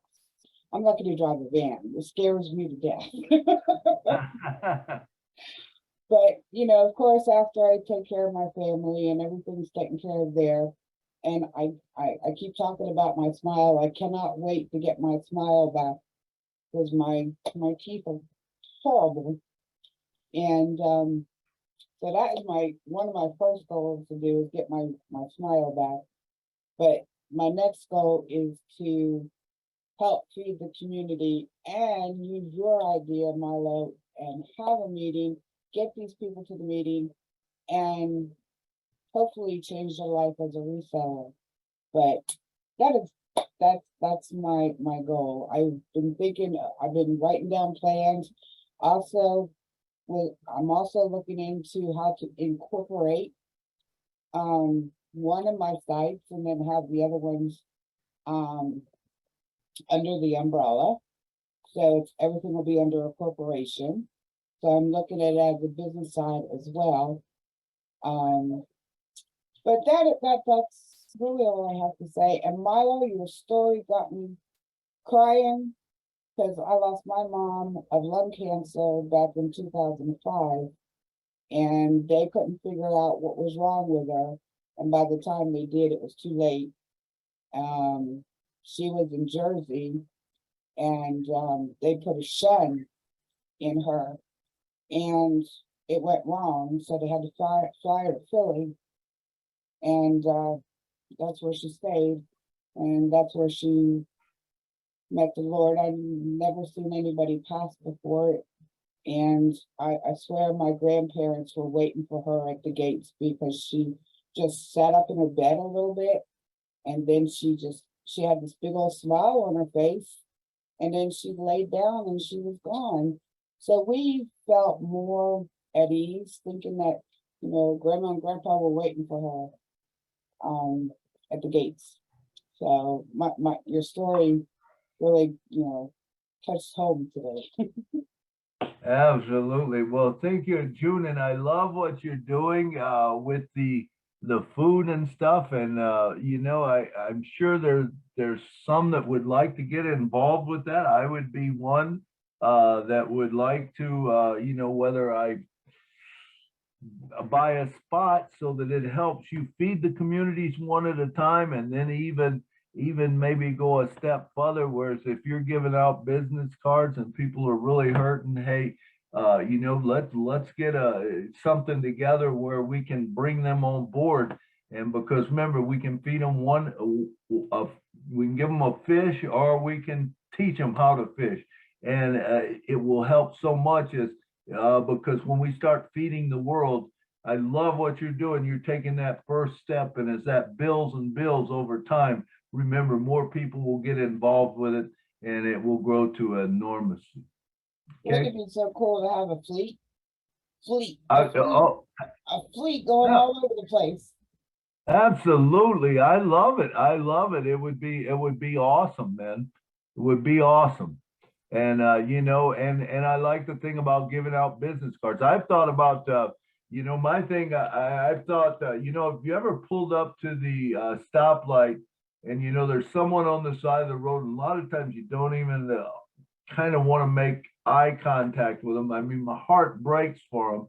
But can you imagine pulling up to the road, and instead of giving them $1 or $2, you give them a card that says, hey, you call this number right here, and we're going to fix you up, you know, and you put them into a spot, and all of a sudden they no longer have to sit on the side of the road to get money because they're getting it every day. You know, the only reason they would be out there is just because they want to, you know what I'm saying? And Right. especially disabled vets, man, that bothers me so much when I see, you know, I'm a disabled vet and I'm sitting up and I'm like, oh man, it just tears me up. But anyway, thank you so much for what you're doing, June, and keep up the good work. Thank you, Milo. You everyone have a great day. You too. Thank you. All right, and next up we got none other than the poet. You don't know it, but his feet surely show it. They're long fellers. And not only that, this is the guy that takes a picture of me every time I fall asleep in his house. He'll say, my brother come to visit me. He's such a good guy. Oh, none other than Curtis Davis. He does the daily inspiration. He writes them every day, sends them to me, and I put them to music and speak to them. So Curtis, come on down, talk to us. You're muted, Curtis. One other thing, he has his own YouTube channel, Curtis M. Davis. You want to subscribe to that. Kurt, you're muted. You're still muted. And you're still muted. And you're still muted. Oh no, we wanted to hear from you. Hear me? There we go. Go ahead, Curtis. The host had to unmute me. Oh. I thought there's a couple things that you didn't tell much about Peggy. If you ever called to talk to Peggy, she never gave you the opportunity to say, how are you? Because she always said, how are you doing? How are you feeling? It wasn't, well, I'm down, I'm this, I'm that. It never was that. And she would give every time anyone went to visit, she had a gift for them to make their day better.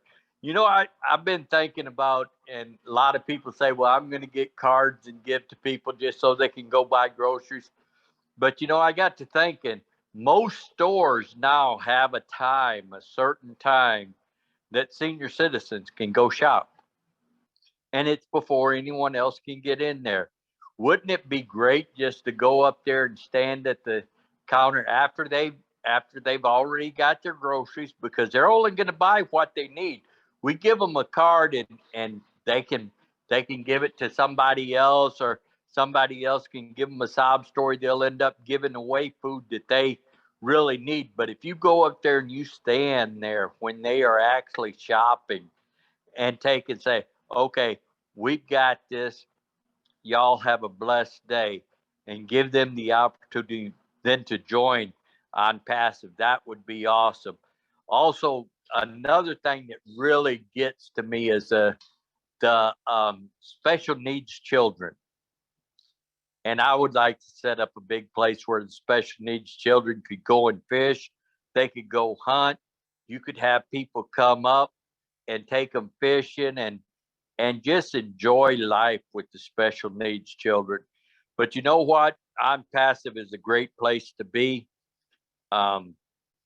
There's a lot of things that we never thought that we could have, that we've never dreamed as big as we should dream. And when all our dreams come true, you know, what will we do then? We're going to start blessing everyone else. Thank y'all, and y'all have a great day. Thank you, Curtis. And some of you might not know this story, but Curtis started writing poems when Peggy got sick. The first time I went in the hospital, all of a sudden I get this beautiful poem. And I said to Curtis, I said, Curtis, where did you get that poem? He said, I wrote it. I said, you didn't write that poem. He said, I wrote that poem. I said, Kurt, you did not write that poem. And so after arguing with him for a while, I said to him, I said, well, write another one tomorrow. So guess what he did? The next morning, I had another beautiful poem.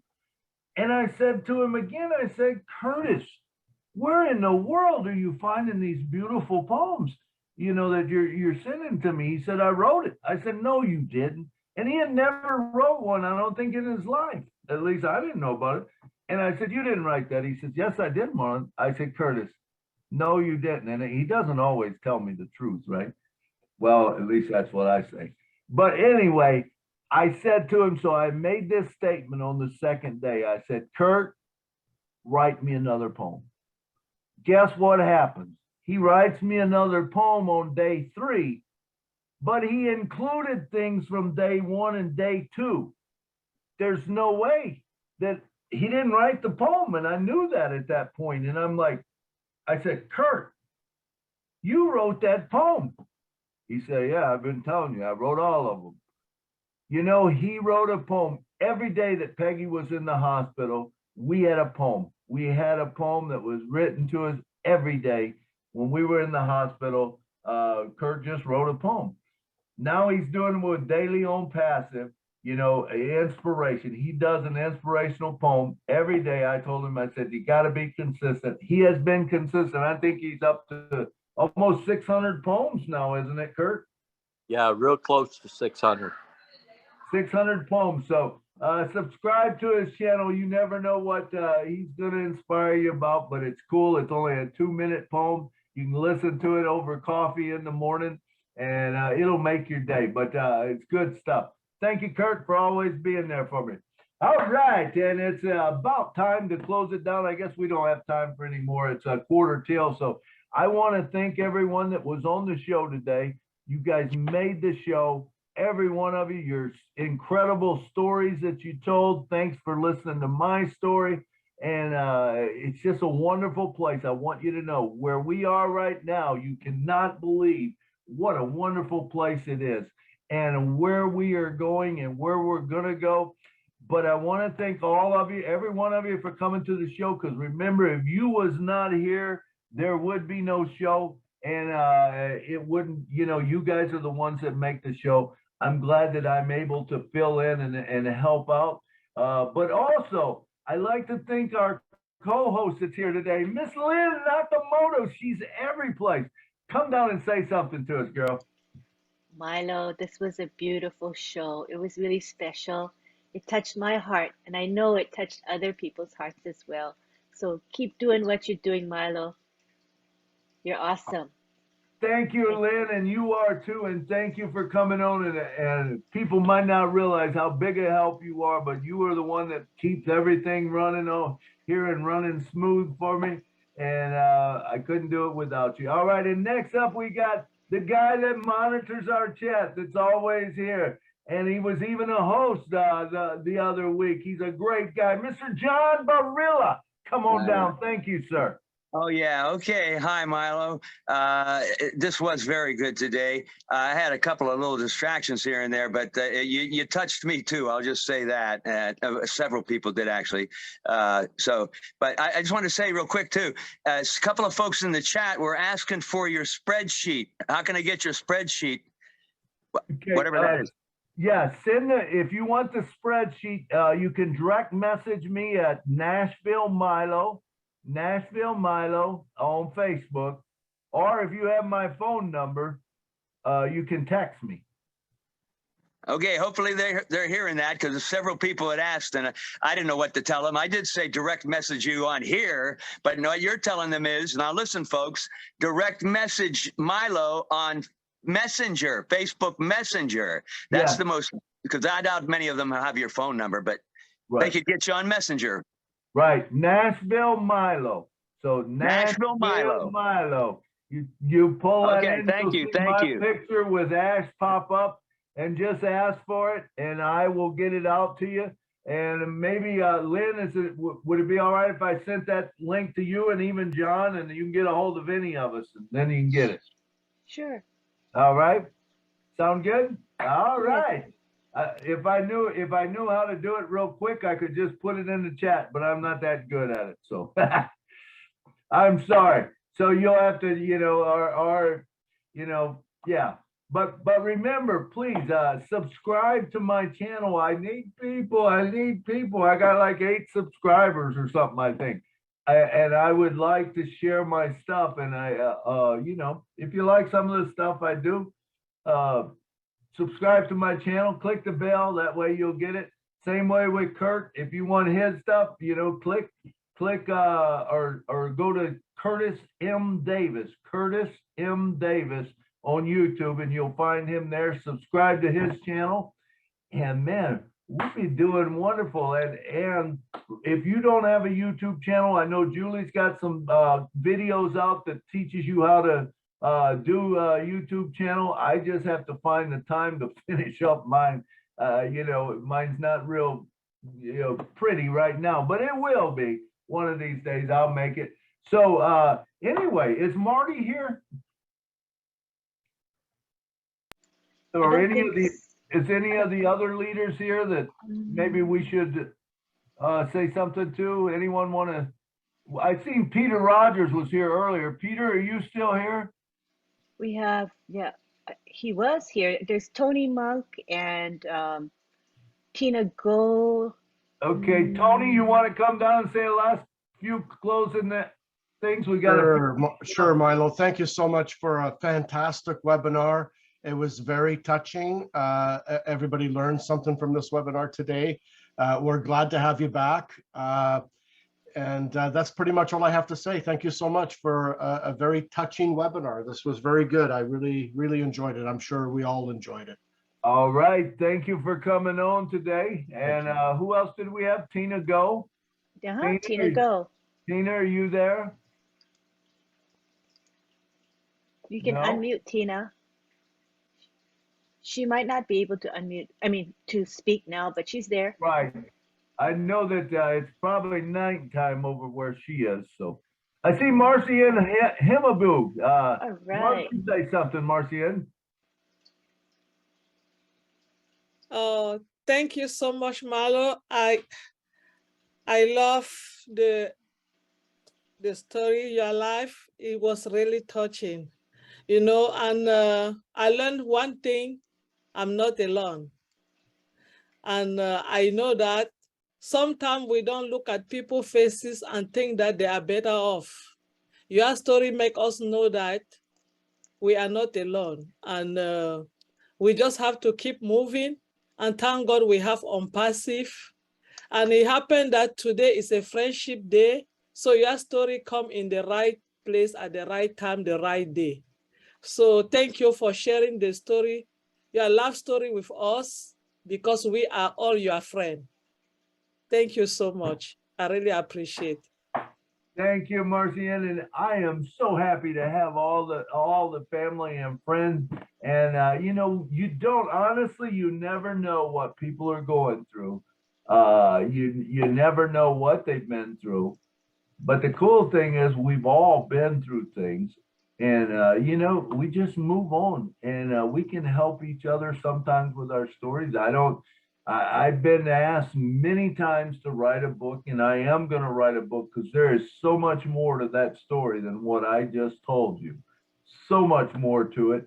And I've even had a publisher want to do a movie on it, a book and a movie, because there's some incredible stuff that I didn't even mention about how the Chicago Tribune picked up my story, because I used to do a daily blog every day, and sometimes I would do it 10 times a day, telling about what was going on, and because it was such a ordeal, because you know, she was only the 19th person in the world to have it, and her ups and downs, and I even we did videos where I would go up every day on the 11th floor and I would sing to the cancer patient. And I have videos of those. And then days that she felt good, she would come up there. I'll never forget, on my wedding anniversary, she come up there that day. And even though she was in a mask and she was weak and stuff, she come up there and she sang, "Could I have this dance for the rest of my life?" And it was just amazing to watch that. You know, here she is in a mask and she's singing and people are sitting around. And I don't remember, I think that was the song that this lady just come up and just dropped in front of her and said, "That's the most beautiful thing I've ever heard," you know. And we were doing nothing more than just giving back, giving of our time. You know, we were happy to be there. We were thrilled that we could be part of that, you know. And so there's just a lot of things that, like I said, and even Kurt said, you know, that maybe I didn't tell, you know, because just a lot goes on in 5 years, over 5 years. But the inspiration, and I thought as Lystra said, you know, her husband said, "Hey, you got to move on. You got to find someone new." What a great thing to do to someone if you're going through that, you know, and to provide that freedom that a person thinks. That's what Peggy did to me. She would say, "You have to move on." She says, "You got grandchildren, you got this. I'm not going to be around forever. You got to find you someone else. You got to do this and do that," you know. And you know, but just a beautiful thing, and it's a beautiful story. It really is. And you know, and I didn't even get into like when she passed away. You know, she passed away, and there was I gotta hurry up here. But there was a time where, you know, she would always ask, "Did we get any messages?" And I heard the last day of her life, I walked over to the window and I'm looking Did you across. see that chat come up again? No. It's back again. All right. And so, Oh, I'm sorry, I was unmuted. But Milo, what I wanted to tell you is that I have the link to your Facebook profile page in the chat now. So they can just click on it and they'll get to it. Okay, perfect. Milo? There you go. You guys just click on it and then send me a message. So let me finish this real quick. I'm looking over the skylines, and Peggy was already unconscious. She was in a coma or whatever. She'd been on a tube. And I heard her as plain as day say, "Did we get any messages?" Because that's what she would always say to me when she was feeling a little better. And I said, "Oh my God, I'm sorry, Peggy." And so I walked over to her bedside. I rubbed her arm. I said, "Let me read them to you." I had 109 messages that day for her. Some of them were just praying for you. Some of them were thinking of you. Some of them was maybe this or that. But the thing that I want to tell you is when people are like that, even just saying one little thing to them, it makes a difference, because it brought that whole outside world into me. So sometimes it would be, "Hey, we're thinking of you." And I would say that, and she'd say, "Oh, they're so sweet." And then we would go into memories about us and them, you know, and we would do it. But this particular night, of course, she was in a coma, 109 messages. It took me over an hour to read them. When I finished up, I I said, well, there you have it, you know, or whatever. And I walked back over to my chair. I sat down and I started looking at the Dallas Cowboys website because I'm a huge Cowboy fan, and it was stuff going on. And so I went back to look at it, and I heard her breathing pick up. I run to the nurse and I said, hey, her breathing picked up. And he said, that's not normal. He said it normally, because they had told me, he said, you'll hear her breathe, and then it'll get less and less, and then it'll go maybe a little bit more, and then it'll go less, and then it'll go more, less, until it's all done. So I'm expecting this to happen. All of a sudden, she's breathing a lot. So I run out and got him, and he goes, man, he said, this is weird. He says, I don't know. He says, but you know Peggy, because they all knew Peggy. Peggy had come back many times from where we thought she was dying, you know. And he says, I've never had a cancer patient that I never gave morphine to. He never gave her a bit of morphine. She just laid there with this most peaceful look on her face. And so he walked out. He no longer walked out. And all of a sudden, her breathing got less and less and less. And I got up, put my computer on my chair, took one step to the bed. And by the time I hit the second step, which I was 2 steps away from the bed, she was gone. You know, and it was the most surreal thing. I called my daughters, my son-in-law says, we'll be right there. He didn't even ask me what it was. He just said, we'll be right there. The nurse, I went out and got them. They come in, they said, oh, we're going to have to, we'll get her ready, and then your family can meet you. I said, I don't think that's possible, because I said, I think they're on their way. They were staying right upstairs at the hospice house. They come busting through the door about then. And, you know, we had our last little thing with her, and it was beautiful. I mean, she just passed so peacefully and stuff. But anyway, there's more to the story. But Facebook, at about that time, they were just coming out. Chicago Tribune picked up my story, and they said, try telling this guy that social media doesn't work, you know. So it was all kind of cool, you know, to get noticed like that and stuff. But thank you once again for coming. It is that time that we need to close down. So I appreciate every one of you coming. Remember, if you want that Excel sheet, DM me. I'll get them out to you. I'll get a link to you so that you can have it, and also a video that shows you how to do it. And I appreciate every one of you coming. Thanks again, Lynn. Thanks, John, and everyone else who had a part in it. It's time to go. We'll see you guys next week. Good night from Nashville. Good night from Canada. Good night from South Haven, Good night Michigan. from New York City. Good night from Houston, Texas. New York City. Night from Open question. California. Night from Nice Canada. show. South Africa. Glad. All right. Ba-ba-da-ba-bum. Good night. See you again, Milo. It's time to go. See you again, Ba-ba-da-ba-bum. Good night, sweetheart. See you again. Hello.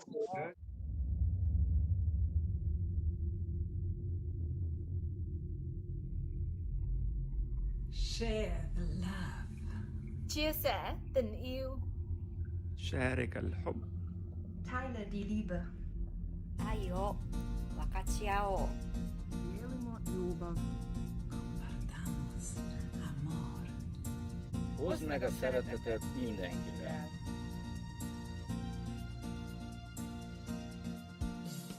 Time of peace is coming.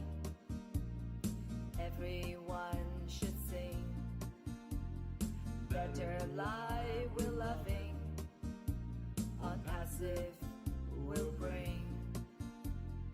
Anything you need now is in one place. Fullness waiting to be yours. Nothing less than grace.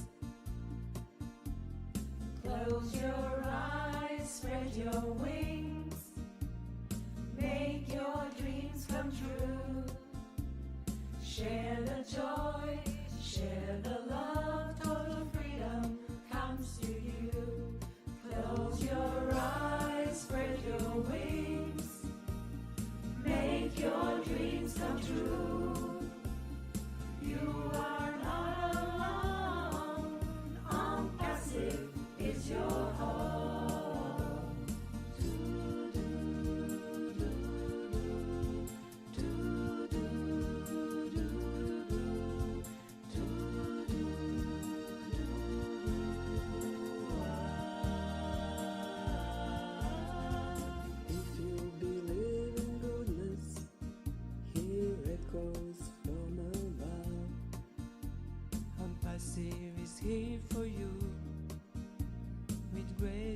selfless love. Join to make a paradise on earth with us together, and take care of each other forever and forever. Close your eyes, spread your wings, make your dreams come true. Share the joy, share the love, total freedom comes to you. Close your eyes, spread your wings, make your dreams come true. Dreams come true. You are not alone. ONPASSIVE is your home. Only love can make you hear. Only love brings happy tear. Only love can make you see that we are safe. You and me, you and me, you and me. Close your eyes, spread your wings, make your dreams come true. Share the love and how we love.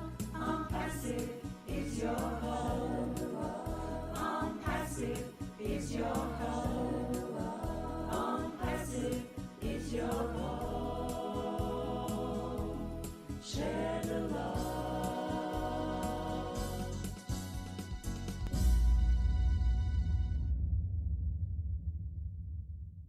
Passive, it's here today on passive. There's just no better way. Listen to the Julie and the Milo show, cause then you can be the very first to know. On passive, it's here today. Julie